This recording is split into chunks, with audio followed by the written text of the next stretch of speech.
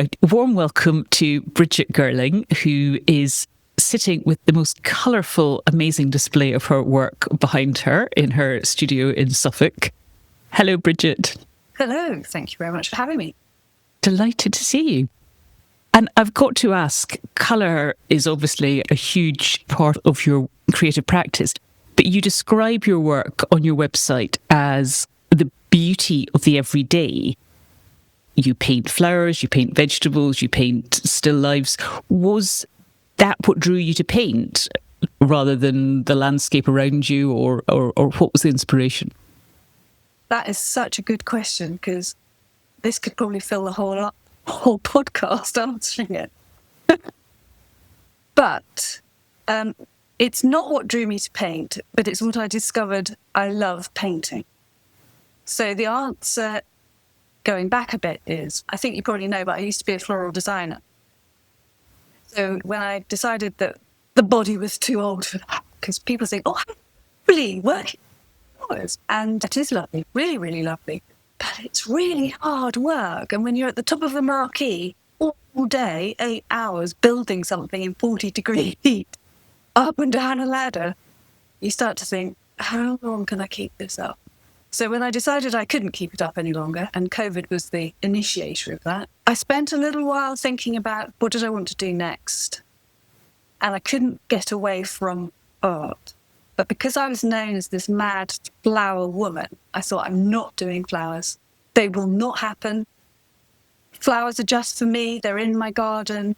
I have flowers in the house all the time, any time of year. And then people would say to me, oh, I can see flowers in that. Because I thought, well, I'll just paint abstracts, because it would just be an emotional description of how I'm feeling and what I see and how I'm interpreting that sort of emotionally. I can see flowers. Oh, that's a peony. I can see, and I just thought, what's going on here? Right, I'm really, really not going to do flowers. And then it wasn't very long before I thought, why am I even fighting it? Because actually I do want to paint flowers. And while I was discovering which medium I was going to be most attuned with, and I tried everything, because I was very lucky, I was given a whole range of materials from a friend, because her father was an artist. So thankfully I didn't have to buy them to try them. And the weird thing is, she'd given them to me about 10 years previously. And I'd stuck them up in the loft in our garage and didn't really think anything more about them. And there was everything, from oil pastels, oil paints, acrylics, watercolours, gouache, however you say it. Every kind of pastel you can think of, pencils, easels. And it was all there waiting for me to play with. And in my playing, I was always doing flowers. But when I did a proper painting, didn't do them. So I just thought, stop fighting it. And actually, that's something I've really leaned into, and I don't fight what comes out at all now. So I think that's why I enjoy so much doing what I am doing, because I stand there and I don't know what I'm going to do. I start and see what happens. More often than not, it will be a still life. And of course, it represents my past life of when I was making arrangements for things, when I lived in the biggest messy muddle, and I still do, of everything that I needed to hand to make things. So it kind of just is the natural thing I'm drawn towards, really. And I think it is quite interesting, having been a florist, because you would think that was quite a creative pursuit anyway, but obviously in a different level. But do you think you think back to the way you displayed different blooms together in your composition? Does that sort of skill of putting flowers together, do you think that has helped you create a still life or stimulate your composition and style in any way? Well, again, that's a really good question. You've got some good questions coming at me. This is not something I've ever thought about before until the end of last year. I was doing an exhibition with a friend of mine. We'd done one the year before and we were doing it again. And she a friend of mine came in and was going, I just love the way you put things together. And she came up behind us and she said, it's because Bridge used to create compositions with flowers and she just knows how to do it. And she said, and I can see it in everything you do. You do this and you do that. And you have two of this and you put that there and you follow all the rules. And I just thought, maybe she's right, because I never, ever think about composition. And I do think about colour, but I have a particular palette I can't really escape from. I think everything you do, when you're a creative person, and I haven't been an artist my whole life, but my thread has always been creative. And I think all of that feeds in, builds up, and makes what you are today and what you're doing today will make what you become in the future as well. It's just an inevitability. So I thought, oh, goodness, that's why that bit doesn't seem to occur to me, because people talk about, oh, composition's so hard. Maybe my compositions are rubbish, but I just find them quite easy and never really question it. Sometimes I'll know something's in the wrong place, move it, scratch it out and change it.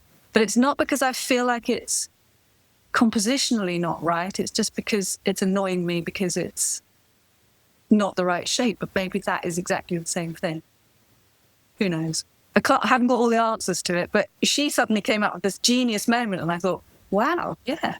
You said there that you've always been a creative person, but you haven't had a straight route to being an artist. And I did read on your website that you went to Exeter Uni to do psychology, then you went into teaching. That's quite an academic subject to do. Were you always going down an academic path, or was there ever any suggestion, if you, as you describe yourself, as being a creative person, that you would have done something more creative? No, there was never any suggestion because the school curriculum would not allow it. It was as simple as that. And it was quite brutal, really. I loved art. I really loved it at school. And as a child, I had one of those blissful childhoods I look back on now. And I was allowed to free roam with a gang of friends from when we were really tiny. I grew up in a town called Framingham, which is, you know, Ed Sheeran. He wrote a song about the castle on the hill. Well, that castle's grounds was my playground as a child. So we would just go off. We'd just be told to be home in time for tea. That kind of explains the childhood I had. And within that, of course, creativity was huge. There was not very much telly. We weren't plonked in front of telly. I think you got the magic roundabout and told to go to bed, and that was about it, really. There was painting, there was making stuff with bits and bobs around the house, and knitting with my grandma, and crocheting with my granny, and gardening alongside my mum, or just poking about in the garden, So when we weren't roaming free, cycling off to the castle, we were sticking and gluing and making and fiddling about stuff. So, and I suppose naively, I've always kind of thought everybody's had that childhood, haven't they? And then as you get older, you realise that, no, it was actually a very privileged childhood. So we were very lucky, and we were given a lot of freedom to dress up and make up plays and just do stuff, make stuff. So I loved all of that at school too. But when it came to choosing the path I was going to go down, I was told I was academic. I could not do the art O-level, shows you how old I am. So I decided I'd do that as an after-school activity.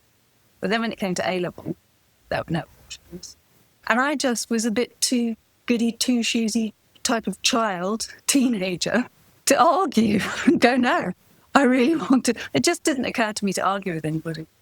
I felt it was unfortunate that it wasn't possible to do the things I wanted to do and put them together. And when my daughter came to choose her A-levels, she did, she'll probably tell me I've got this wrong now, but she did art alongside biology, French, something else. But what? And I remember so many people going, well, are you sure? Are you sure she should do art for A-level? And I thought, nothing's changed. She loves it. She got into university with an art A-level to do psychology, just like the apple and all that. Oh, no, I didn't think that it was a possibility for me because I was told I was going down a different route. And I said, okay, then. On the subject of school, you then went on to teach and teach primary school children. Were you able to instill the freedom and the passion for creativity that you had in your pupils? I wish I could say yes, but no. I think probably the curriculum, even with little, because I was doing the really little one, was even tight. You know, I was teaching when SATs came in and, you know, they were being tested. These little creatures are being tested on stuff. And so there was so much room to do any of that, which is great sadness to me now. So I did psychology and I wanted to be a clinical psychologist. But I met my husband at a very young age. And the year I graduated, we got married. So we moved, and where we moved to, I couldn't, at the time, clinical psychology was only available in about 6 places in the country, and I wasn't near any of them. And it just all seemed too difficult when you were young and in love. So I thought, oh, I know what I'll do. I'll be an education psychologist. It's a similar kind of thing. And but then to do that, you had to teach.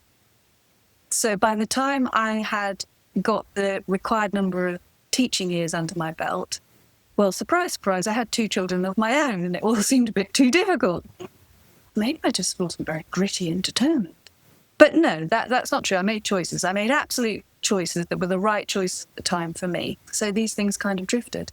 And then when I got to the point where I realised I didn't have to hide behind the excuses that I've just given you of all the reasons why I didn't do the thing I thought I wanted to do, which was clinical psychology, when the children were a bit older, I kind of metaphorically looked in the mirror, gave myself a good long hard stare.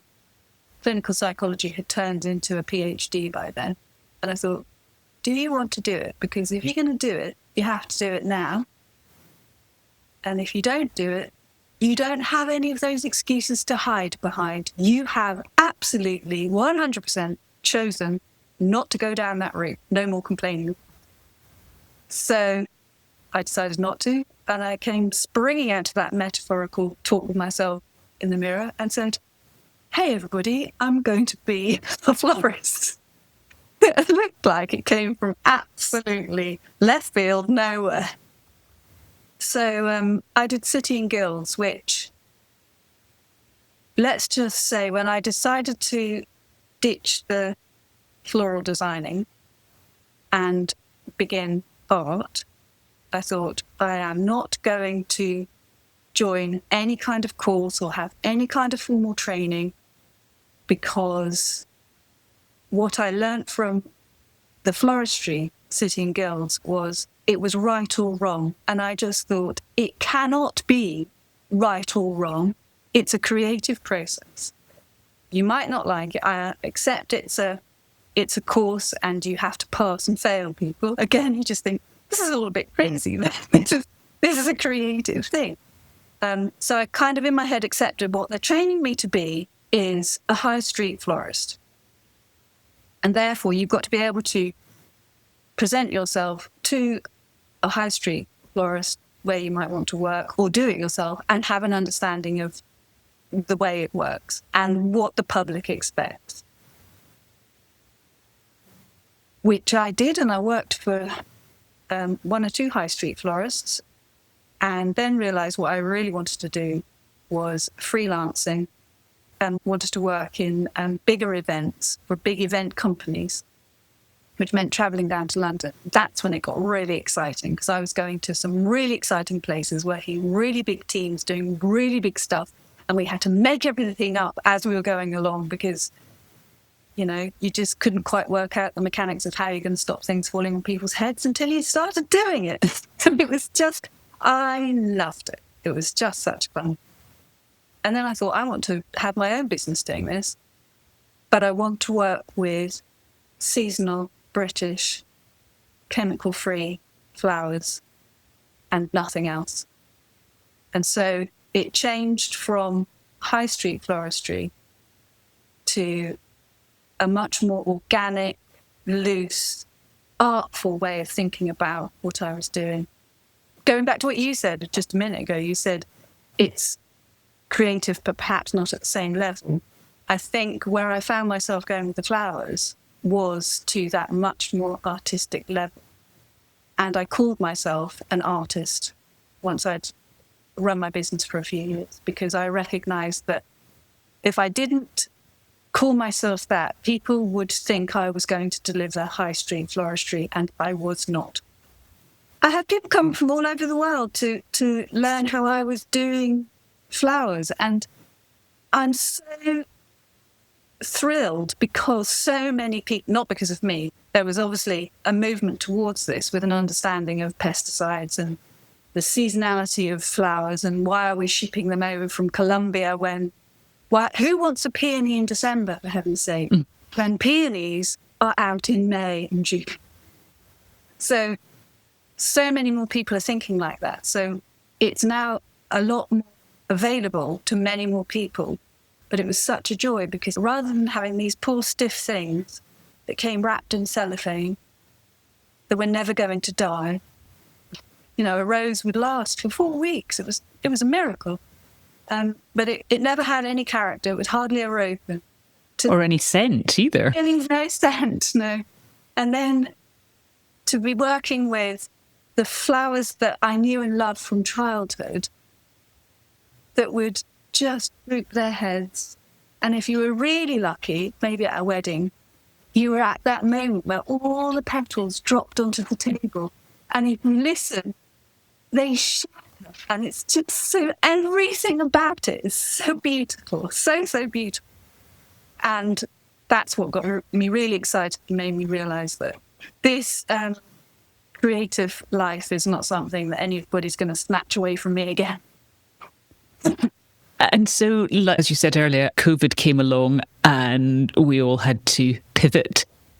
So was that the moment you thought, okay, events are not happening, I'm going to go up the attic and find these paints? Was it a light bulb moment, or was it a gradual process? It was a process, because I had to postpone things, but I still had commitments that, of course, I had to fulfill later on.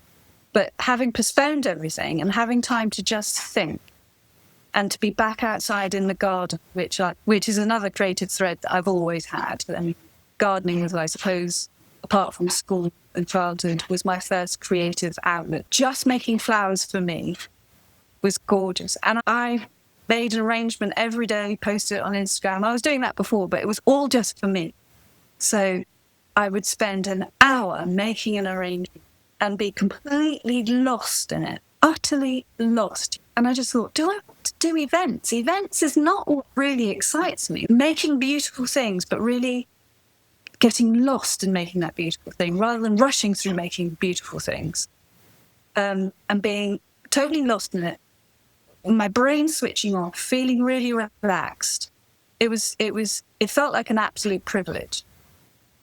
And I realised that my body, I think when it was COVID, I was 52, and I've got a hip problem I was born with. So I was aware that perhaps running up and down ladders and jumping in and out the backs of lorries with buckets full of water and flowers wasn't sustainable long term. And it just felt like the right moment, really. So slowly, I drew a line under it. But again, I had that moment of thinking, do I really want to do this? Do I really want to go and get the old stuff out of the attic and give it a go? So I did it quietly on my own for a bit and didn't, again, really tell anybody. I wanted to work it out for myself. I didn't want them to tell me what they thought. I wanted to make my own mind up. And then I decided we have an annual trip to Cornwall. It's a sort of multi-generational trip, which is good fun. And I thought, I'm going to take some bits and pieces on this trip, and they're going to find me in the garden doing something. And of course, the questions will come out, which they duly do. But I thought, if I can get through that with the slings and arrows of what family might say, I know I'm onto something. Because I think it's all about your own strength from within. It's got what you produce in art has got nothing to do with anybody else except you and how you feel. And somebody can love it or hate it. It doesn't matter. Because I don't want to please everybody. I think that was probably 2022, but I still had a lot of flowery stuff I had to carry on with until I just not take on any more jobs. So it was a nice slow transition, which was lovely. I haven't been doing it for very long. And you've done incredibly well. And I think that's a testament to the fact that, you built up a previous business, and obviously we could talk a bit more about that in a minute, but you said earlier you called yourself an artist when you were clear what your floral business was. How easy then did you find it to call yourself an artist when you decided to start painting? I called myself it from the beginning. I just thought, I am an artist. I'm not messing about with this. This will be a business. And I'm an artist. And it won't be a business that pays the bills immediately. I'm not sure it really does now yet, but it will do. And I'm just really clear that I'm an artist, and I don't feel any embarrassment about saying it. And no one should. You don't have to have someone say to you, I bequeath you the title of artist. Exactly. I think that the difference is because I did it before, it became easy. If I hadn't done that before, then starting in a completely new medium, creatively, I think would have been much more difficult to call myself an artist straight away.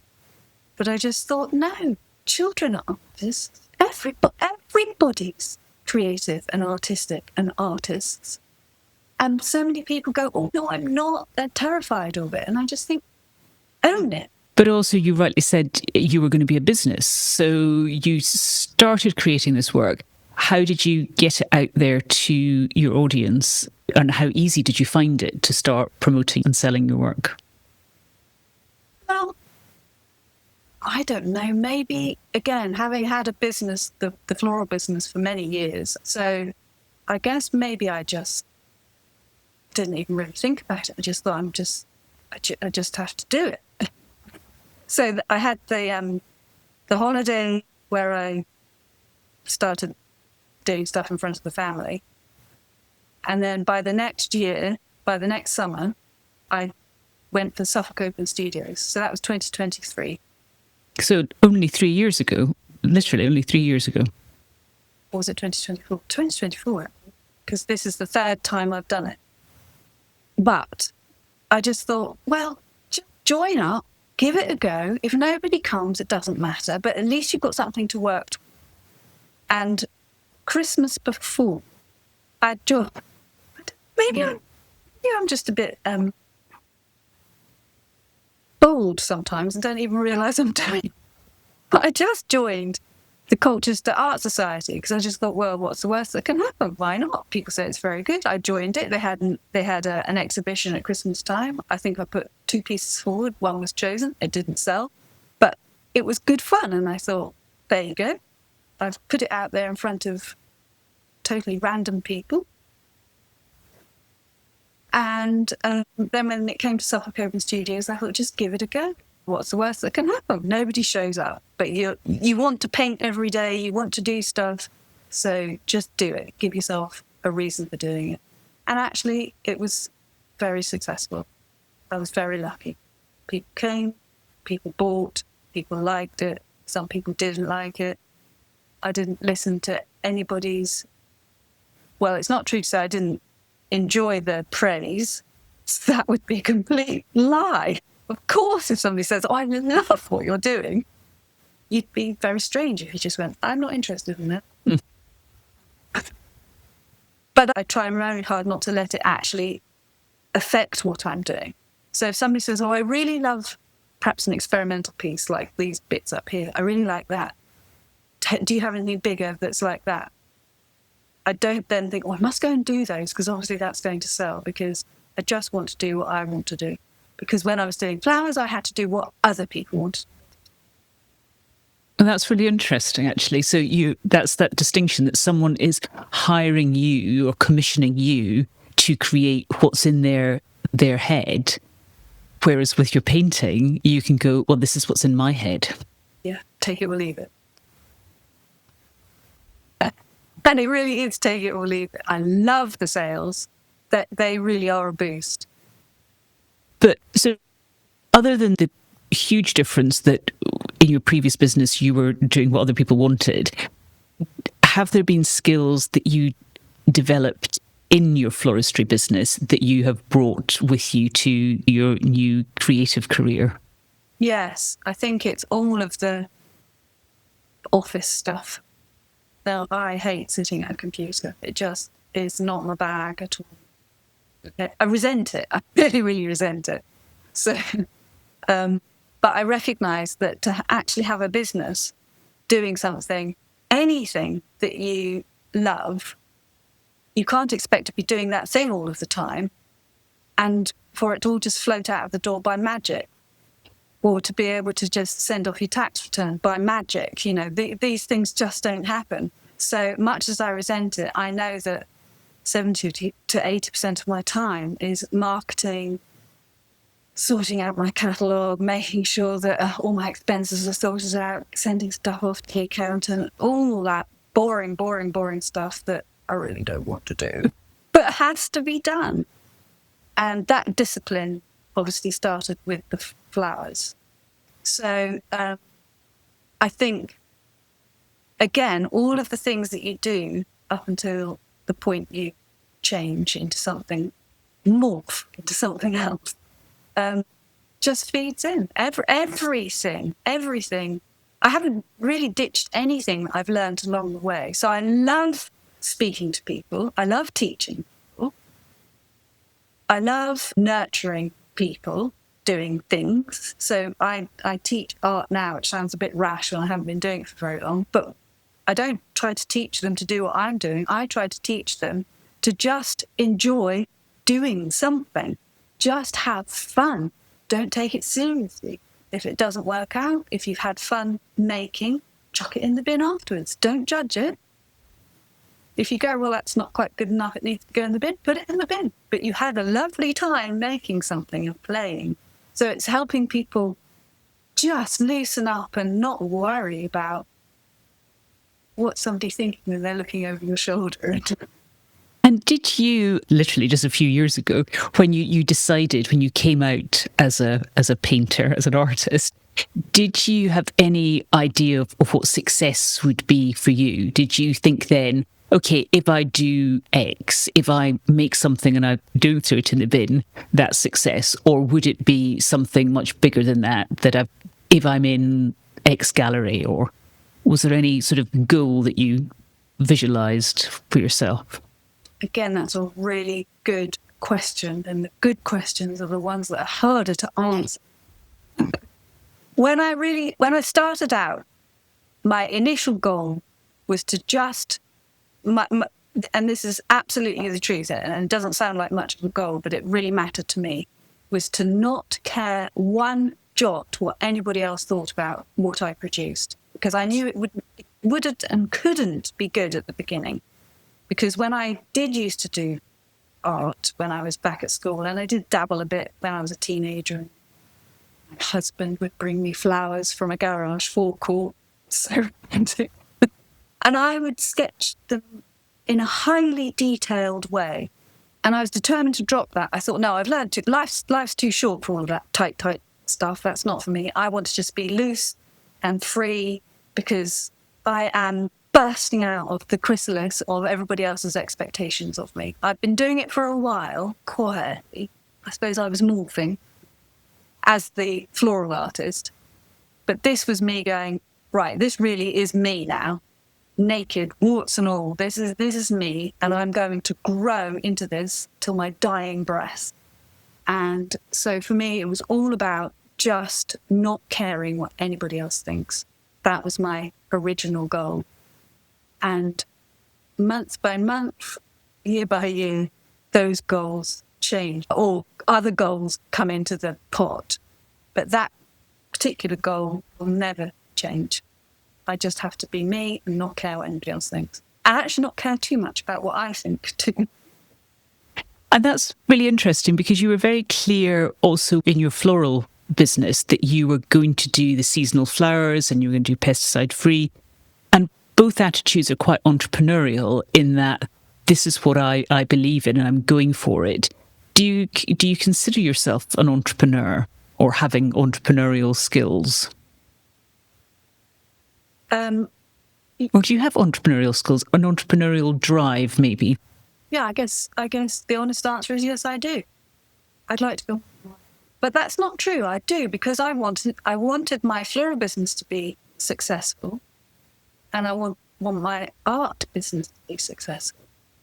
And I know that requires some drive and some vision, and taking the knocks and seeing them as learning curves and enjoying the successes, but moving on from that as well, and just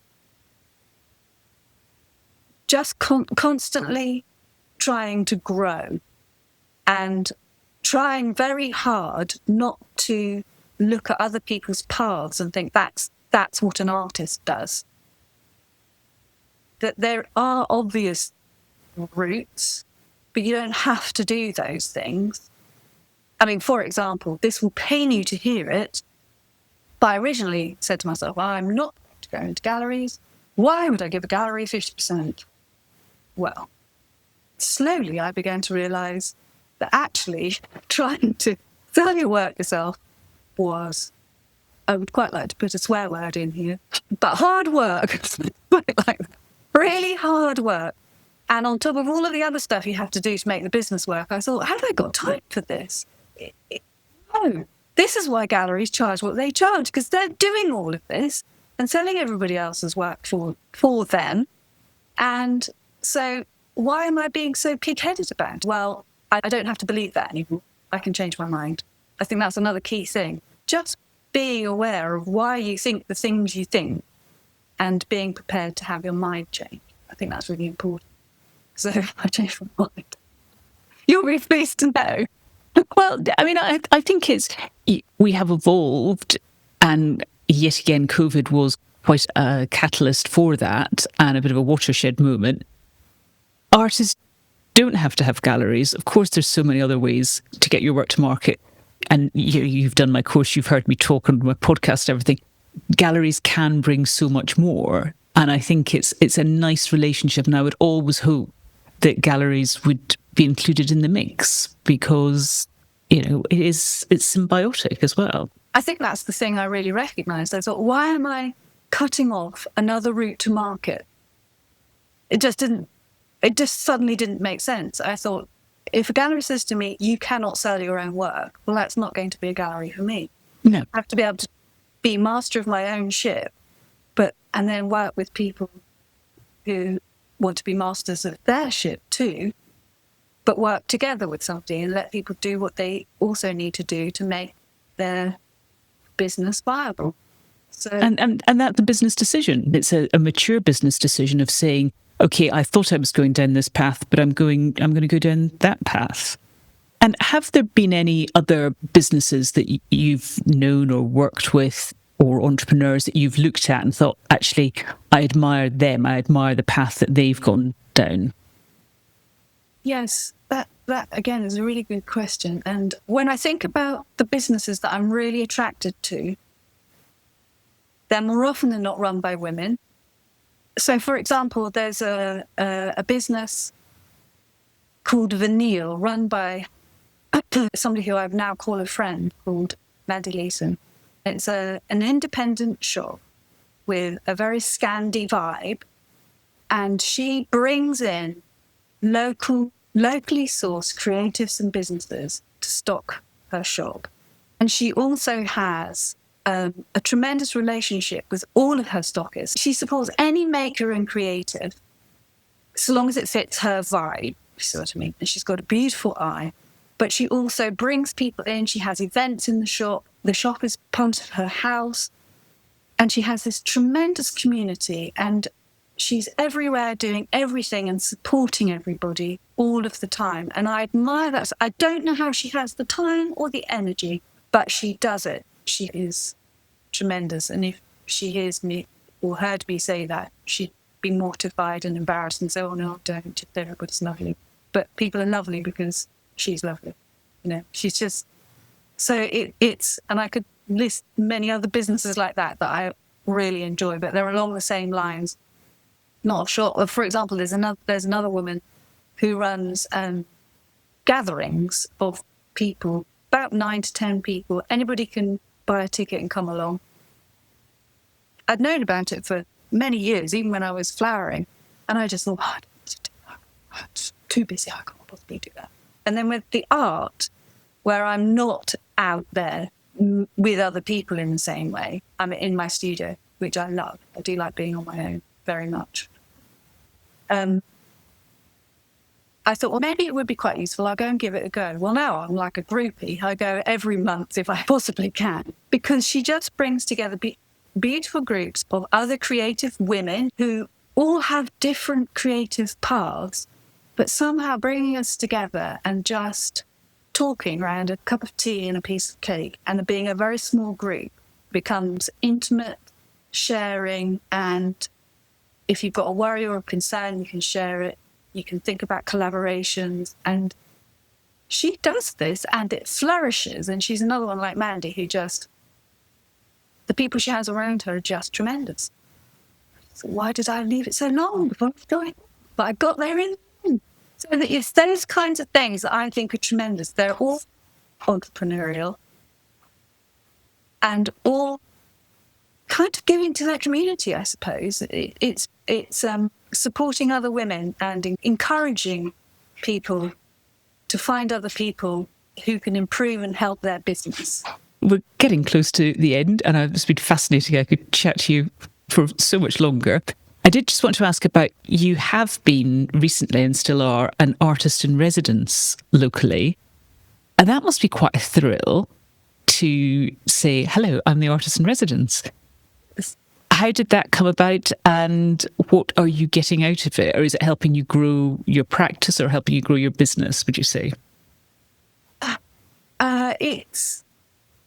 It came about because, and again, it's through Mandy from Vanille. She has been working as a volunteer for a long time with a charity called Art for Cure, which is to support anybody touched by breast cancer. And they support both research and actual people as well. It was started up by a woman, of course, who'd had breast cancer, and this is what made her realise that there was a gap that needed to be filled to help people through such a difficult time. So Mandy had been helping her, I think, since the start of it. And then she asked me with the flowers, would I do anything? Would I give something to it? So I did some Zoom classes so people could buy a ticket, and I'd show them how I would make flowers that I picked in the garden. And then when I started the art, Mandy said, well, I think we could probably shoehorn you in with the art. And that didn't happen straight away. Then I had an exhibition with them, with all of the other artists as well, at Christmas time. And then there's an exhibition right now in a local, beautiful, if you're ever in Suffolk, do go to Wickham Vineyards. It's just an amazing, amazing place. And so there's an exhibition there, and that is for the whole of May and June. And the owner said, oh, we've got a shed in the garden. You could have an artist in residence if you like. So Belinda, who set up the charity, just said to me, would you like to do it? Now, of course, truthfully, she probably asked me because I'm 10 minutes away. But that aside, I was asked, and obviously I said yes. So it has been really tremendous, and I had no remit. It was just do what you like, which is lucky because in such a beautiful garden, you would think I'd be painting and drawing what I could see, but that's not how I work. I only paint from inside my head. So, and that's because if I've got something in front of me, I will tighten up, and I want to just be really loose. So I have to paint sort of imagined remembrance. So I've gone around my sketchbook and collected motifs, which are everywhere, because it's a beautiful place that's been beautifully pulled together by a family over many years. And I am loving it. It has been tremendous. I'm sitting next to this beautiful shepherd's hut with this incredible old oak tree, sitting under the shade of it, with the birds all singing. The first day I pitched up, the cuckoo was out over the fields cuckooing. And then there's the people that come in, and they're really interested. And people who want to go and see the exhibition, they're there because they want to see the art. And so that's when you have the great conversations. People are interested in what you do and why you do it. And I always ask them, are you creative? And usually they're brave enough to say, well, yes, I am, actually. And then we can talk about that too. Whereas if I'm really honest with my own friends, they don't know what to say to me. I'm not a lawyer or an accountant or a vet or a traditional job. So, and nobody knows where to put me except, oh, I expect it's a bit of a hobby. You know, I've had people say that to me. Well, I've just recorded an Instagram post on that subject. So, right, Brigitte, the final question, as you know, because I know you're a listener, I always ask everyone this: do you think there is an art to running a creative business? Yes, I do, and I do believe a lot of it is understanding and getting straight in your head your self-limiting beliefs and your fear of what other people might think. And if you can address both those issues and constantly tell yourself, ignore it, ignore it, ignore it, I think you're on the right path. I kind of touched on that already, I know. But I just think being strong in not being deflected by a misplaced comment or perhaps even a cruel comment that wasn't really intended, but letting it sort of stick. And then hearing your own judgments that just nag away at you, just trying to put those to one side and just go, no, this is a process. You're going to have to do a lot of bad stuff to get a piece of good work out there. And that's just the process. You know, if you do 50 paintings and they're all bad and you get a good one, that's in your own opinion. Happy days. But some of those bad ones people might like, and I have sold them. It's a question of watching yourself and not getting bogged down with other people's points of view. They will try to look after you and protect you, but it's not necessarily in your best interests, even though they think it. Beautifully put. Brigitte Girling, thank you so much. I have hugely enjoyed that chat. I've loved looking at the background, and I'm delighted to see if you are watching this on YouTube, you can see it all.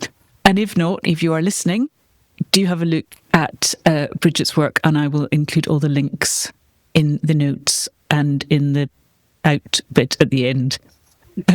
So it's getting late now. It's after 5:30. My brain's going. Brigitte, thank you so much. Enjoy the rest of your summer. Thank you very much. Thank you.